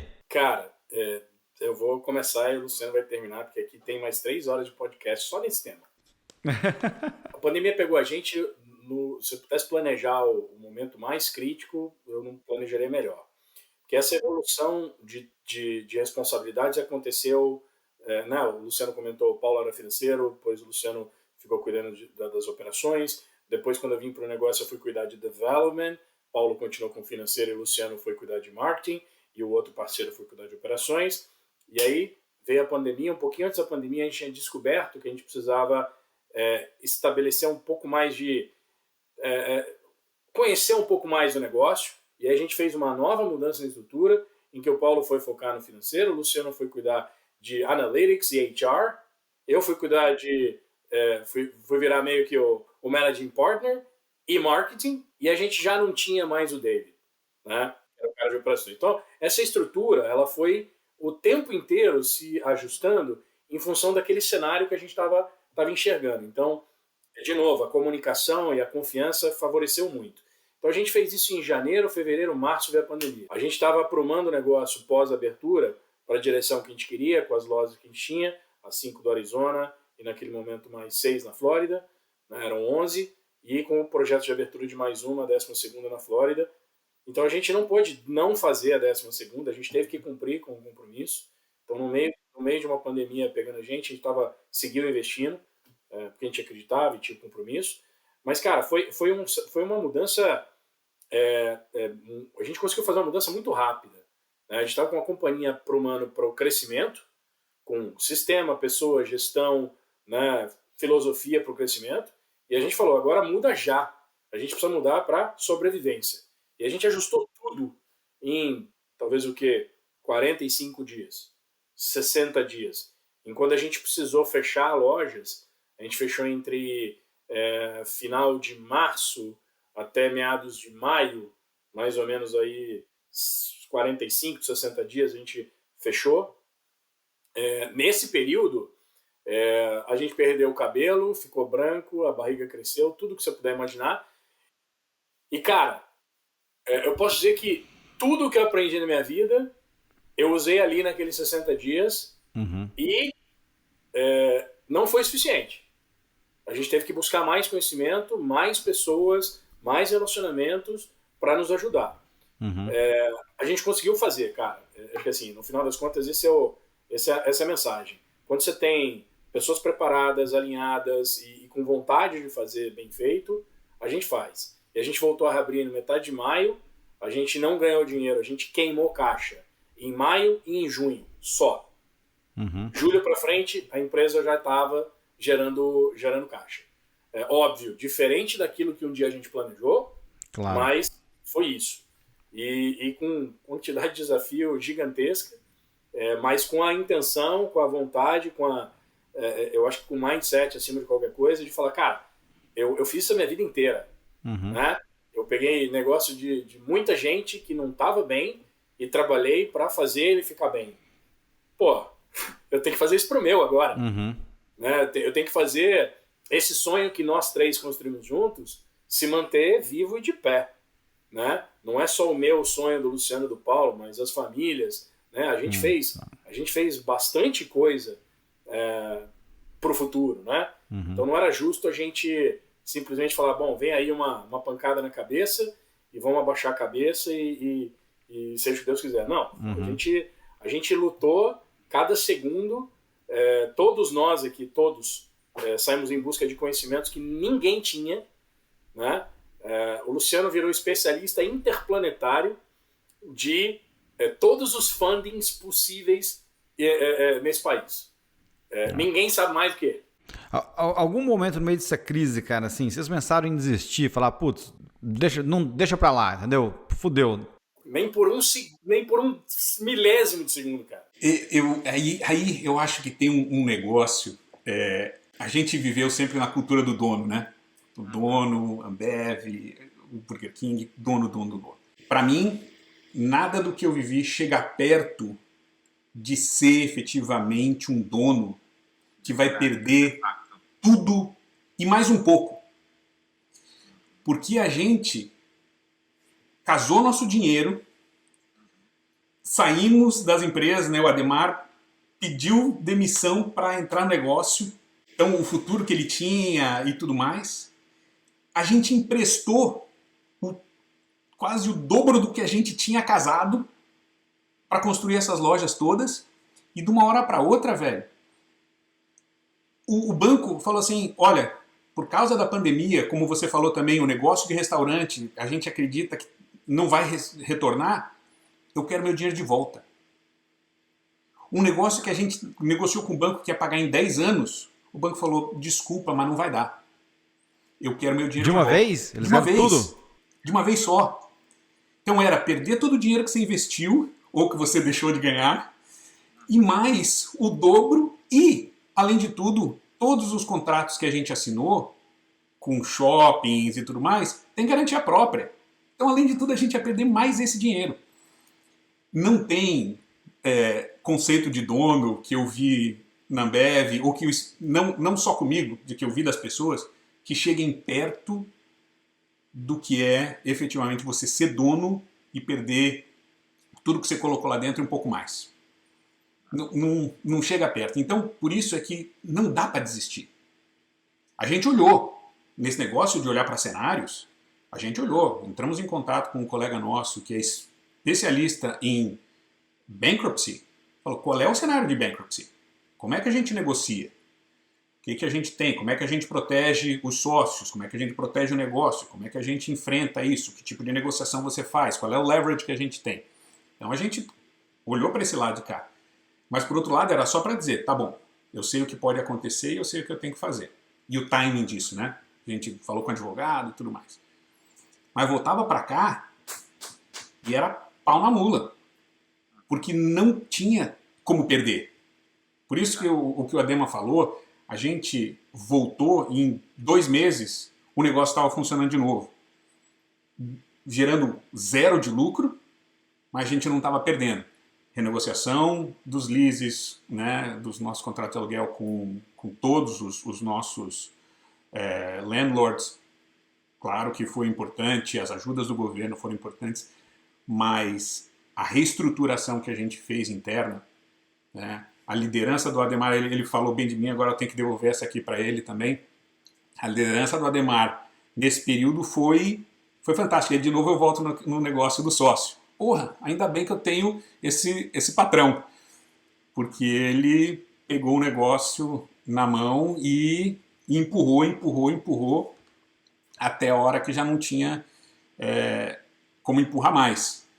Né? Então, esse negócio não tem, você acaba não tendo como desistir. Aí a sua sobrevivência que tá na linha, né, cara? Da sua família, é o teu... Enfim, é o teu sonho, é o que você investiu o seu tempo, né? E aí, pô, eu não sei, o negócio pessoalmente, assim, até dividindo com vocês, que uma coisa que a gente tinha lá, assim, o sonho grande, blá, blá, blá, mas bem ou mal, assim, cara, era um sonho nosso, mas não era um sonho mais que dos outros, a gente pegou uma carona ali e achou legal ser parte daquele sonho, né? Agora, isso vocês criaram o sonho de vocês mesmo, né? Assim, cara, esse é o meu, né? É a minha família e é tudo. Então, acho que, cara, isso tem um valor que, cara, não tem preço. Então, dá pra imaginar as noites mal dormidas que vocês tiveram. Mas, cara, tentar dar uma visão mais altruísta possível aqui. Acima de tudo isso que a gente está falando aqui, é extremamente importante. Tem uma coisa de brio, sabe? De você olhar para a tua história e falar assim, velho, eu sei fazer isso. E eu não vou deixar essa parada sofrer por conta de uma noite de sono, ou 2, ou 10, ou 50. Eu vou fazer. Eu vou fazer porque eu sei fazer. Eu tenho gente do meu lado que vai fazer isso acontecer junto comigo. E eu também sei de muita gente que já esteve no mesmo lugar que eu e que passou por isso. Por que não eu? Então no meio da tormenta, né, é você encontrar aquele segundinho de se olhar no espelho e falar assim, velho, vai e faz. Para de choramingar, de se lamentar. Todo mundo tem motivo, todo dia, por diferentes razões. Com Covid ou sem Covid, levanta a cabeça e vai. Tem um negócio, cara, que você falou pra mim em off, assim, antes de a gente começar, que assim, cara, se a gente tivesse no Brasil, a gente possivelmente tinha quebrado, né?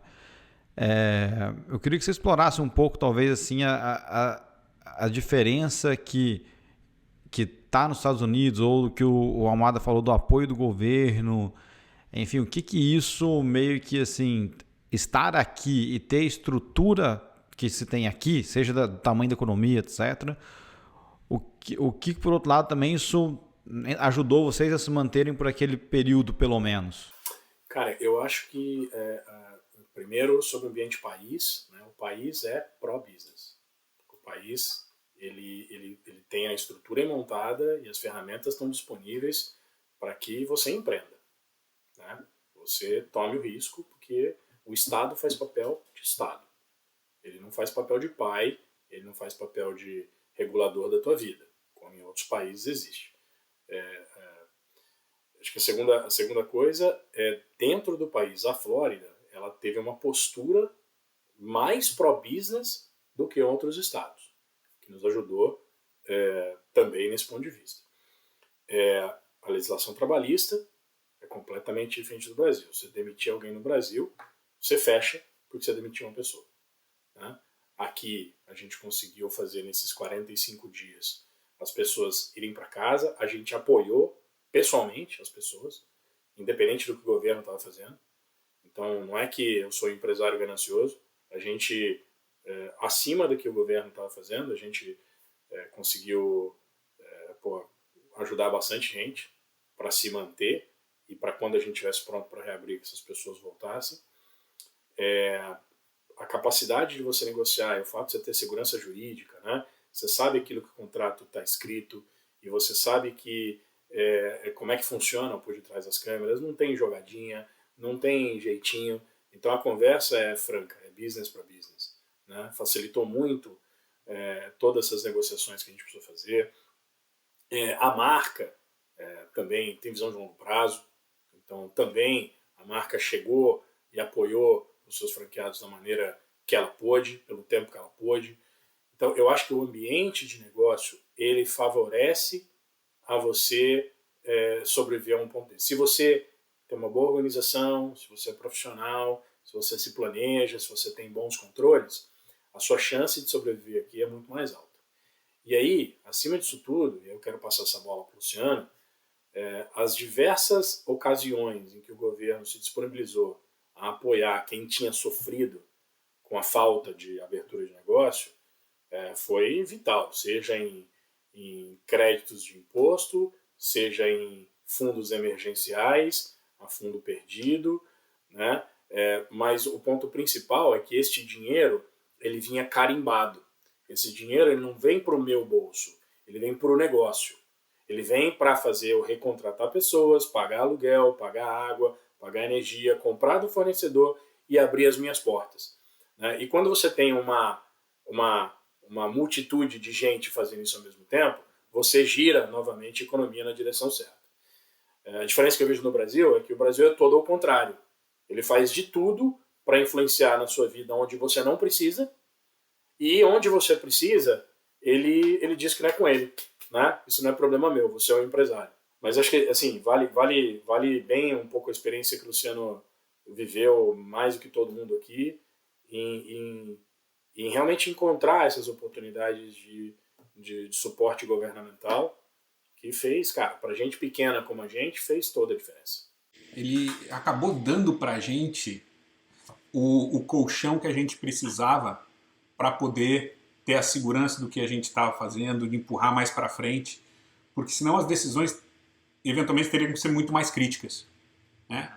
Se eu só vejo o meu negócio não está dando dinheiro, eu já tenho que começar a pagar os juros do empréstimo e eu estou consumindo todo aquele colchão do que eu coloquei, as decisões têm que ser muito mais drásticas. Né? Então vamos fechar essa loja. Não dá para manter a loja aberta. Aí o governo pega e te dá dinheiro que você tem que gastar naquela loja. Opa, então tá bom. Então essa loja continua aberta. E eu acho que, de uma maneira geral, como o governo interfere garantindo a continuação do negócio, os teus fornecedores também, né? É o teu landlord, é o franqueador. Fala, eu também vou te ajudar. Porque eu sei que com isso você vai se manter aberto, vamos passar por isso junto e ali na frente eu recupero meu dinheiro, o franqueador deu a parte dele e lá na frente ele continua com uma loja aberta. Então, a ajuda do governo veio no momento certo para que as lojas pudessem permanecer abertas, para que todo mundo pudesse voltar agora e tá podendo, né, colher os benefícios de ter se mantido aberto, com a estrutura, com as pessoas que a gente conseguiu manter dentro do nosso negócio. E foi crucial para a gente manter do tamanho que a gente está, né, e poder ainda trabalhar para essas lojas se recuperarem. Entendi. Cara, assim, pô, ouvindo aqui, história incrível, cara. Eu podia ficar umas 5 horas com vocês aqui, perguntando um monte de coisa, mas eu quero respeitar o tempo de vocês aqui também. Mas assim, eu queria, talvez vocês toparem, a gente marca até uma outra conversa, tá? Mas acho que tem um monte de coisa que vocês podem ensinar para outras pessoas, como, cara, financiamento, você falou aí de empréstimo, linha de crédito, acho que tem um monte de coisa que, assim, quem está pensando em empreender, gostaria de aprender, tem que aprender, acho que nem gostaria, cara, se o cara não souber isso, ele vai morrer. Isso é muito, a parte de financiamento faz toda a diferença entre o mercado americano para o investidor, né, para o empresário que quer abrir um negócio aqui do que quer abrir um negócio no Brasil. A água e o vinho. Acesso à linha de crédito aqui é mais fácil e tal, mas por outro lado tem isso que você falou, cara, o banco vira e fala, ó, não quero mais brincar, devolve meu dinheiro, né, e aí... Cara, vou te dizer, esse não foi fácil. Quem passou por isso, cara, dá até um nó na garganta, bicho, então... É empreender, Juliano, é empreender, sim. Cara, mas assim, bicho, eu queria explorar um pouquinho, Ademar, porque assim, hoje, não sei vocês, mas eu tô numa fase de assim, ouvir podcast pra caramba, acompanhar coisa em mídia social, etc. O empreendedorismo, ele tá até meio... virou shining object, né? Ele tá meio, cara... Como é que eu vou dizer? Muito glamorizado, né? Assim, cara, porra, eu abro um negócio, sou empreendedor. Às vezes o cara vende... Pô, o cara vende, né, bala no farol, virou empreendedor, né, microempreendedor e tal, e acha isso, né, e vende isso legal. Então, assim, esse papo aqui com vocês foi legal, assim, pra gente ouvir um pouco né, dos perrengues, das dores, né, da vida como ela é, né? Cara, pô, tem um lado legal, tem um lado que pode ser o meu legado, negócio que eu construí pra minha família, um negócio de longo prazo, o meu negócio, a minha marca e tal. Mas, bicho, com tudo isso, é o trade-off. Vem também... Cara, vou conseguir pagar meus empregados, não vou conseguir pagar aluguel, não vou, o banco batendo na porta, né? Cara, nem tudo é um mar de rosa, né? Mas eu queria, acho que assim, até pra gente talvez ir encaminhando pro final, cara, eu queria que vocês falassem então um pouquinho de como, assim, qual conselho vocês dariam para quem quer empreender, né? Eu não sei se assim, se alguém está ouvindo o podcast já fala assim, puxa, já desisti então, porque depois da história desses dois aí, não vou mexer com isso, né? É isso mesmo? O conselho é, cara, não mexe com isso, dá muito trabalho, ou não? Vocês têm alguma outra visão, mesmo passando por tudo que vocês passaram? Cara, eu acho que empreender não se limita a você fazer uma coisa com o seu dinheiro somente, né? Você pode empreender dentro da empresa de outra pessoa e se sentir satisfeito e realizado dessa maneira. Então você pode equalizar o nível de risco que você quer ter. Se você quer empreender, como nós empreendemos, tem mais risco. Né? Tem mais risco, mas também pode ter mais benefício. Mas eu acho que, cara, se eu tivesse que tentar simplificar aqui, e vou errar, com certeza, mas eu acho que se você quer empreender, você tem que ter na sua cabeça, você vai trabalhar duro.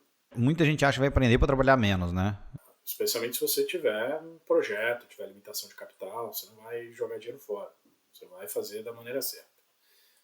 Você tem que estar preparado. Né? Nunca ache que você sabe tudo, que você tem o suficiente, que você tem 5 anos de experiência ali, 10 anos de experiência ali, ou estudou não sei aonde. Você vai o tempo inteiro ser desafiado para aprender coisa nova. E tem que ter vontade, cara. Tem que ter tesão. Tem que acordar todo dia com vontade de matar um caminhão de leões, né? E tem que fazer isso feliz, cara. Tem que fazer isso com prazer. Não pode fazer isso triste, né?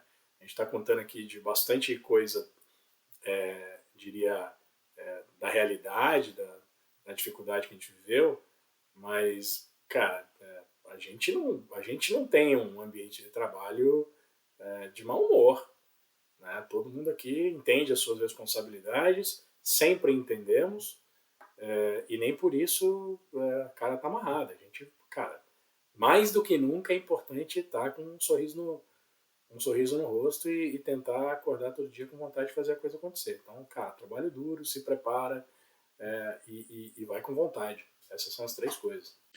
Eu acho que se é para ter uma mensagem, né, é que, apesar de tudo, né, a gente abriu o negócio na véspera dos lockdowns, né, e ainda assim a gente sobreviveu. Então, a gente chegou no final do ano, e esse eu acho que o ponto que a Dema estava falando, feliz da gente ter um negócio vivo, né? Naquele ano a gente ainda perdeu dinheiro, perdemos, o governo nos ajudou, mas a felicidade, a gente passou por isso, veio uma pandemia onde nós tivemos que fechar o negócio por quase 60 dias, o banco querendo nos matar, e a gente chegou no final, a gente sobreviveu. Então, eu acho que a mensagem é até o oposto. Tem perrengue, mas, cara, com a dedicação, com parceria correta, dá para você superar. O problema pode ser grande, mas se você tiver o comprometimento, e realmente não é para você empreender para não fazer nada, né?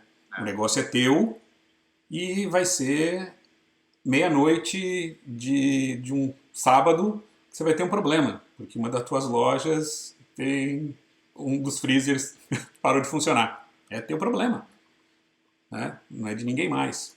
Acho que tem que ter pelo que estão falando também, tem que ter um pouco de acho que é quase uma visão inabalável no futuro, né, cara? Assim, cara, a gente, né, hoje, assim, a gente tem que ter uma visão que, cara, nem tudo é tão ruim quanto parece, mas também não é tão bom quanto parece. Então, você tá preparado para isso e ter um plano de futuro, acho que ajuda a manter um pouco da sanidade quando você passa por esses momentos, né? Você nem se empolgar demais quando tá indo bem, ir na euforia e vamos dominar o mundo e não sei o quê.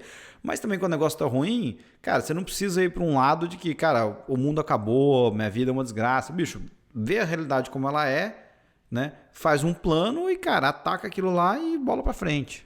Eu acho que tem um ponto disso, né? Desses cenários que a gente falou, né? Se você está preparado para um cenário difícil, no caso da pandemia foi pior do que a gente poderia ter imaginado, mas se você está preparado para aquele cenário mais difícil, facilita, né? E ter sempre, acho que um ponto importante é a humildade, né? Você não vai saber de tudo, você tem que aprender com quem já está operando mais que você mais tempo, né? Você tem que ser humilde o suficiente para estar aprendendo todo dia, para você poder tomar as decisões corretas para o teu negócio. Achar que vai saber de tudo, que vai acertar com todas as decisões, aí não vai levar a lugar nenhum. E, cara, um negócio interessante, a gente estava até conversando há um mês, um pouco mais atrás, final de 2020, né, a gente olhou para trás e falou assim, ufa, sobrevivemos, né? Aquele momento de... ao mesmo tempo, né, sensação de alívio e de alegria no sentido de, cara, eu acho que a gente sabe fazer algumas coisas bem feitas, mas duro, né? A gente terminou 2021, cara, um ano, a gente olhou para trás e falou assim, cara, como é que pode, em um ano somente, a gente ter feito tanta coisa e o negócio está numa posição completamente, assim, inimaginável no final de 2020. Então, 2020 a gente estava, opa, graças a Deus a gente está vivo. Humildade lá em cima, vamos lá, passinho a passinho. Um ano só depois, cara, só um ano. A gente olha para o negócio e fala assim, cara, que coisa... Todas as lojas abertas, faturando... Que genial. E o que vem pela frente é melhor ainda, né? Já está tendo lucro já ou não? O Luciano falou que teve uma época que não teve, agora já voltou a ter lucro, já está com tráfego estável ou não? Voltou. A gente fechou 2021 com lucro, né? Bem aquém do que aquilo que a gente tinha planejado. O nosso plano de crescimento agora deu uma pausa, né? Porque ele necessitava do caixa gerado por essas lojas para a gente continuar crescendo. Então a gente está com o plano de crescimento parado, mas o negócio voltou a dar dinheiro, né? Então agora como é que a gente faz para que essa roda continue crescendo e a gente consiga gerar cada vez mais lucro para o negócio. Pô, show de bola, cara. Parabéns. Fico feliz em ouvir que depois do furacão, né? Cara, assim, depois do inverno vem a primavera, né? Então, porra, vocês se sobreviveram ao inverno, se prepararam, né? E agora, tomara que seja um período de colheita aí para vocês, pô, aproveitarem esse trabalho duro. Bicho, para encerrar aqui, cara, eu tenho um quadro que eu brinco que são as rapidinhas, né? Eu dou uma rapidinha com o entrevistado e tal, mas Aí não, né, velho? Mas tudo bem. Mas são as perguntas rapidinhas, cara. Assim, eu vou fazer uma perguntinha pra você, vocês vão no bate e volta. Deixa eu começar com o Ademar, cara. Primeira coisa que vem na cabeça, sem pensar muito, o que você mais sente falta do Brasil? Famílias, amigo e o sistema de saúde. Tem seguro aqui, rapaz. Porra, vai no SUS.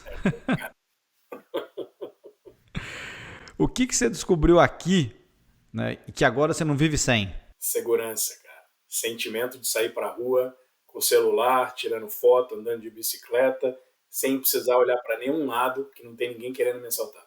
Legal. Uma a gente já falou aqui que era o conselho para empreender, então deixa eu trocar essa aqui. Eu queria saber o seguinte, cara.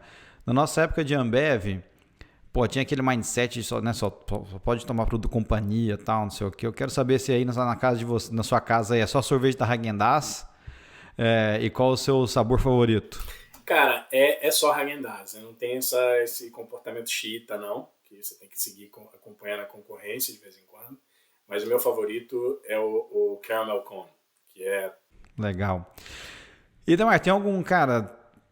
Você falou aí de formação, de tudo que você passou, tal, de conhecimento. Tem algum filme ou algum livro, um podcast que você se inspirou, que a gente pode recomendar para o pessoal ouvir também? Ouvir, ou ver, ou ler?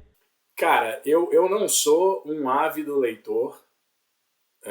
Eu leio, eu sou um leitor de noticiário, eu sou um leitor de artigos, o tradicional leitor de internet. Mas tem um livro que eu gosto muito, que é o Extreme Leadership, Extreme Ownership, de um cara, um Navy SEAL, e ele é o retrato fiel do que a gente precisou fazer. Fala sobre um grupo SEALs que é super qualificado naquelas batalhas, naqueles conflitos lá no Oriente Médio, e o quanto que um realmente depende do outro, e o quanto que é boa estratégia e a excepcional execução, que muita gente valoriza muitas vezes o cara que faz o melhor PowerPoint, né, o que faz o melhor planilha de Excel, e dá pouco valor para aquele cara que realmente é quem está lá executando e vivendo os desafios que não estão nem no Excel e nem no PowerPoint. Esse é um livro que eu gosto pra caramba. E acho que o estilo de liderança tem tudo a ver comigo. Eu sou um cara, eu brinco, eu tenho a espada e o escudo na mão 24 horas por dia, estou pronto para a guerra, qualquer momento, no matter what, e fala muito comigo esse livro. Bacana, vou colocar na minha lista aqui. Amado, e você então, cara? O que você mais sente falta do Brasil? Boteco. Boteco. Chopp gelado, é isso? É aquele boteco de você sentar na calçada, aquelas cadeirinhas da escola de plástico, com cerveja no cervejela. Esse eu sinto falta, cara.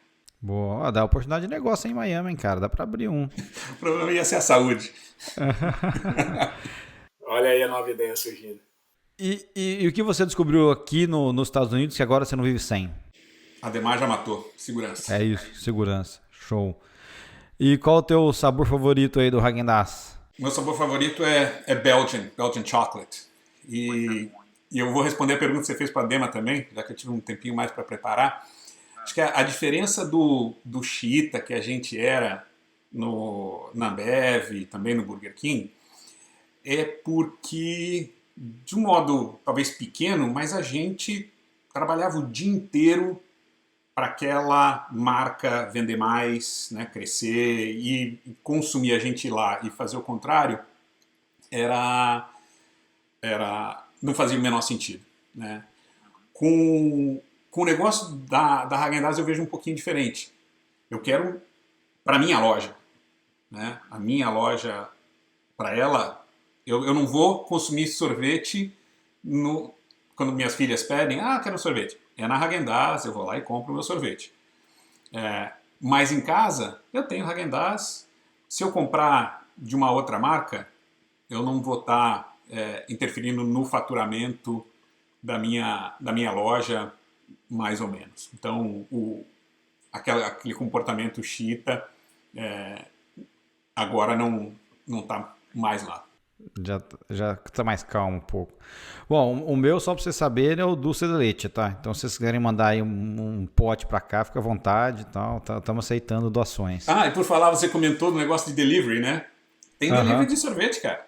A gente faz entrega, inclusive em Phoenix, quando tá 40 graus na sombra e você frita um ovo no calçada, asfalto. não. Se você entrar no Grubhub, DoorDash, Uber Eats, dá para pedir um sorvete e a gente entrega. Opa!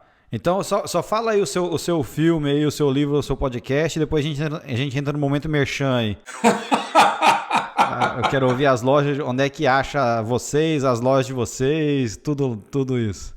Cara, um livro que eu li faz um bom tempo e para mim foi muito inspirador. Um cara que trabalhava na Microsoft, saiu para montar uma ONG chamada Room to Read, que chama Leaving Microsoft to Change the World.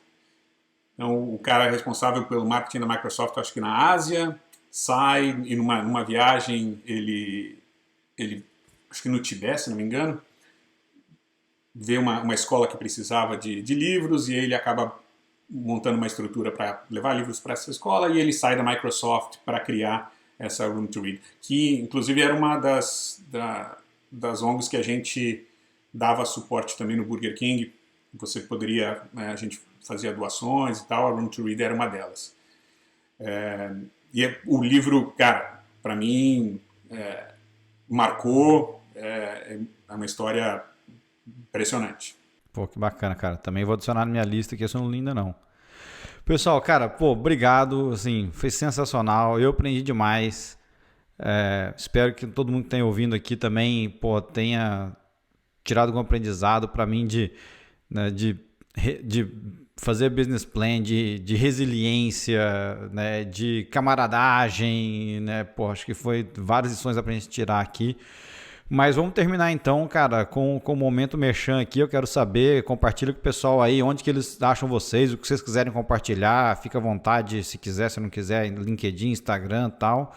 Mas fora isso também, cara, onde é que o pessoal toma aí um sorvete Häagen-Dazs aí de vocês? Fica... Cara, eu acho que a primeira coisa é dizer para as pessoas que é diferente ir na loja. É diferente, né? O que você acha no supermercado é uma seleção lá limitada de sabores. Você vai achar 24, 26 sabores dentro da loja. Vai poder provar todos eles, se você achar que tem que provar todos eles antes de tomar a sua decisão. Vai poder fazer o Dazzler, vai poder colocar topping, vai poder...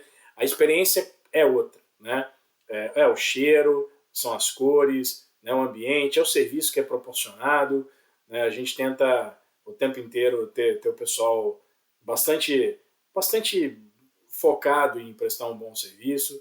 Então vai na loja, né? Vai na loja também, é legal, né? Cada vez mais a pandemia está permitindo a gente fazer isso e ajuda os irmãos aqui também, né? Mas aí, aonde vocês estão, cara? Fala aí pro pessoal. Phoenix, Miami, mas aonde em Phoenix? Vamos... Então, eu vou falar do Arizona, o Luciano fala da Já Flórida. dá o cupom também, se tiver... Já falou, se for lá e falar que viu esse podcast no Migrantes, ganha 10% aqui, manda ver. O Luciano toca essa parte. Mas no Arizona a gente tem 5 lojas, uma fica em Scottsdale, bem na parte histórica, na parte turística de Scottsdale. A gente tem uma em Chandler, no Chandler Mall. A gente tem uma em Arrowhead, que é em Glendale. A gente tem outra no Santan Mall, que fica em Gilbert. E a gente tem dentro do Arizona Mills, que é na cidade de Tempe, no Arizona. Então essas são as 5 que ficam lá. A gente cobre, diria, quase todas as principais regiões do Phoenix Valley. Flórida, manda aí, Luciano. Então, Flórida, começando pelo sul, a gente tem as 2 lojas de Key West, então para quem tiver oportunidade vai para Key West. Tem uma na Duval Street, tem uma lá quando você for ver o pôr do sol. As 2 lojas que tem na cidade são nossas. Aí a gente tem uma em South Miami, na Sunset Boulevard, Sunset Drive, obrigado. Uma no Miami International Mall, em Doral. Uma recém-aberta no Dania Point, em Dania Beach, bem ao lado da I-95.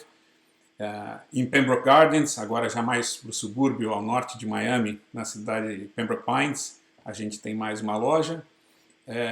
E uma loja em Wellington, mais um pouco ao norte, no Wellington Green Mall. Pô, bacana. O pessoal quiser achar vocês, o que? LinkedIn é melhor? Isso.